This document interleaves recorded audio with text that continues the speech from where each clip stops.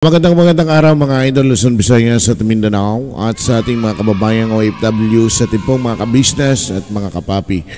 Mapagpalang araw po sa ating lahat. Kumusta po kayo? Pasensya na po kayo mga idol at ngayon lang po tayo muli nakapag-reaksyon sapagkat sobrang busy natin.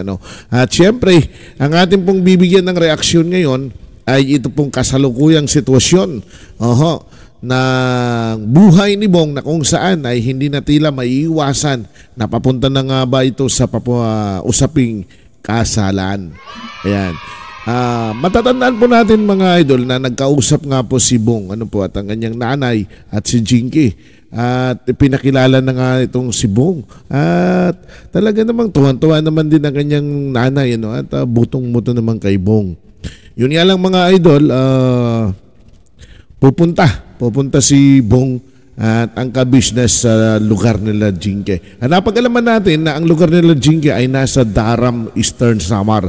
Ang Daram Eastern Samar po mga idol ay isa pong pulo po yan. Tatawid ka dito sa ang daan mo ay dito sa may Katbalogan, Samar. So ibig sabihin mga idol, mula sa Metro Manila ay dalawang karagatan ang tatawirin ni Bong upang marating laman ang bahay nila Jinky. Ibang klase ito mga idol, malupit itong talagang punta ni Bong at siyempre kasama ang ka-business team. Ang payo ko lamang po sa mga ka-business, doon patatandaan po natin na nagtatanong po si Mrs. Ka-business at si Mr. Ka-business kung ano po ang araw, ano po buwan ang pwede. Para po sa impormasyon ng lahat, tayo po ay nagkaroon po ng karanasan na bumiyahe noon. Pabiyahe-biyahe po ako. Pagka ganitong buwan po ay sobrang maalon. Ang pagtawid po ng Matnog ay sobrang maalon po mula po sa buwan ng December, January, lalong pinaigting po yan sa buwan ng February. So magkakaroon po yan ng medyo banayad at kunting-kunti lang pagdating ng March. Isa pa rito na dapat ikonsidera ng ka-business team kung sakali po pupunta sila within the month of January, February, and March, mahaba po ang pila ng pagtawid yan. Isa po yan talaga sa tunay na karanasan sapagkat ang tumatawid po dyan ay yung pong mga malalaking ferry boat lamang. Yung po yung mga malalaking ferry boat ang tumatawid dyan. So, may posibilidad na maantala sila doon sa Matnog Port. Siguradong maantala sila sapagkat pila po. Ang haba po ng pila niyan kapag ganyan mga buwan. Isa po yan sa ating karanasan. Kaya dapat po, kung sakaling pupunta sila Mr. Ka-business, kasama si Bong sa mga ganitong buwan until February, ay talagang isaalang-alang nila itong ganitong sitwasyon. Other than that mga idol, di po ba? Pagdating din ng Katbalogan, tatawid din sila ng dagat dahil papunta sila ng Daram. Ang Daram po ay Eastern Samar. Papunta doon na po mismo sa lugar nila Jinky. Tatawid na naman sila ng karagatan at siguradong maalon po yun. So ito po ang dapat na i-considera ng ka-business team kung sakasakali ito pong sitwasyon ito. Pero dito naman po sa ating nakita ay talagang sabi pa nga ay hindi pa titigil at hindi pa titinag itong si Bong. Talagang desidido na nakikita natin na wala na pong kukontra dito. Actually marami na po ang nag-volunteer na magpalista bilang mga ninong at mga ninang. And we do believe na ito pong kasalang magaganap na ito ay isa po sa posibleng pag-usapan sa social media. Alam niyo po, napakasarap ng buhay dahil tingnan natin yung naging buhay ni Bong mula po nang nakuha siya ng ka-business sa pagiging taong grasa. Then sumunod po niyan ay naalagaan siya ng ka-business pero nung nasa ka-business siya ay parang roller coaster ang kanyang buhay. Yung minsan pasaway, talagang akala nga natin ay mapuputol na ang relasyon ng ka-business pero buti na lang at hindi siya sinukuha ni Mr. Ka-business at ni Mrs. Ka-business. At ito na ngayon, haharapin na ni Bong ang isang panibagong yugto ng kanyang buhay na magdadala sa kanya patungo po sa pagbabago. Sobrang napakasarap at napakataban ng puso na makita natin na ang isang taong grasa ay aabot sa punto na ganitong magpapakasal na siya lalagay na siya sa tahimik, magkakaroon na siya ng pamilya. Ang pinakamaganda rito ay talagang sobrang dami. Bong, napakaswerte mo kasi ang dami pong nagbo-volunteer sa iyo na magninong at magninang. Naku po. Opo. So, nasisiguro natin mga idol na magiging maganda ang pamilyang bubuuhin ni Bong. Pero magpaganon pa man, hindi naman po natin masasabi na magiging perfecto ito. Alam niyo po, Bong, anjing kay along the way, kung magsasama na kayo, hindi rin maiiwasan na magkakaroon ng mga challenges. Pero sana po ay laging ingatan ninyo yung inyong pagmamahalan. Siyempre, kung magkakaroon man lang kayo ng mga problema, huwag nyo pong kakalimutan na agad re-resolbahin yan. No? Hindi na po na dapat pinapatulugan yan. At siyempre, humingi kayo ng payo kay Mr. and Mrs. Ka-Business. Lagi, huwag nyong isa sa tabi. Ika nga, yung pong mga problema ninyo, no? Kung hindi po nare-resolba ay huwag kayong mag-alalang humingi. At syempre, yung pong inyong mga pangalawang magulang, napaganda pong tumayo dyan.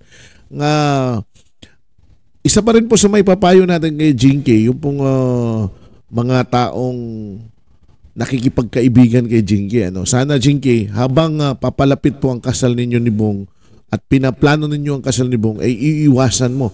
Iwasan mo ang pag-accept ng mga tao, mga kaibigan na hindi mo kakilala, makikipagkaibigan sa iyo. Kasi mahirap po malason ang iyong kaisipan.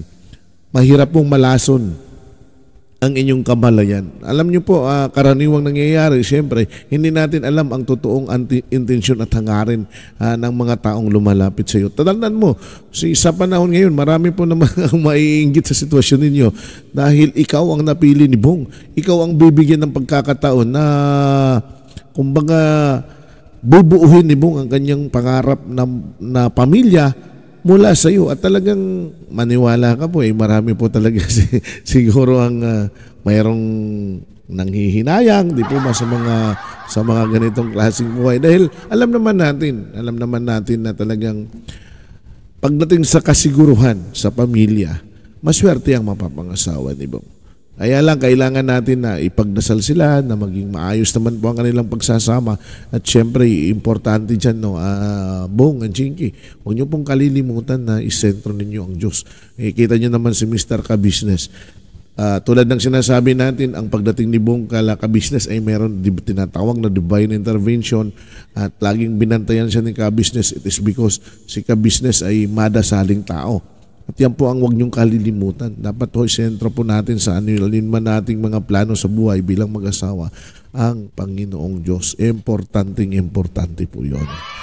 So mga idol, ito po ang ating papakaabangan at pakatutukan.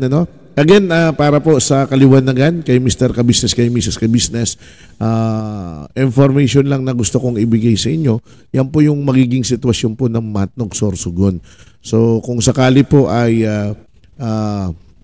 tatawid kayo hanggang February pa po, hanggang February po yun, sobrang lakas po ng alon at talagang magkakaroon po ng delayed ang pagbabiyahe kasi po ang bumabiyahe. Karaniwan dyan ay yung pong mga lalaking mga barko. Yung pong maliliit ay hindi po yung bumabiyahe. So napakahaba po ng traffic niyan, no? Na isa po sa dapat i-consider ninyo. And hopefully, sana kung makakapunta kayo ng February, yun ang March, yun ang pinakamagandang buwan na talagang magkakaroon ng banayad ng biyahe, maganda. And of course, siyempre, papasok na rin ang summer. Nakita natin mga idol, no? Ganda ng lugar ni Jinky dahil yan po ay talagang isla, napapalibutan ng dagat at marami pong mga tourist destination, tourist spot doon po sa Daram, Eastern Samar. Isa po siyan sa pinakamagandang lugar na pinupuntahan din dito po sa Samar. No? So, ayan, pakaabangan at pakatutukan natin mga idol itong napipintong pagbiyahe po ng Ka-Business papunta doon. At sana po ay wag din po tayong tumigil. Wag po tayong bumitaw sa pagdarasal para kay Bong at Jinky na hanggat hindi pa po sila ay nalalagay sa tahimik. And congratulations in advance. And of course, talagang excited na yung mga ninong at ninang. Ikaw, idol, Excited ka na ba? Pa-comment nga po sa comment section nang mabasa ko naman po ang iyong salooban. Ako po si Taong Gala mga idol. Please do connect and follow Kabusiness Official, Kabusiness Family, and of course kay Papa Dens. Sama na rin po natin mga idol. Huwag niyo pong kalimutan. Ang ating pong mga kagwang, syempre, andyan po si Kagwang Bong at syempre si Istong kasi ka-partner po sila. Lahat po ng mga kagwang at ang ating pong mga ka-business reactors. Thank you so much po mga idol. Hanggang sa susunod na reaction video, mapagpalang araw po sa inyong lahat. Paalam po.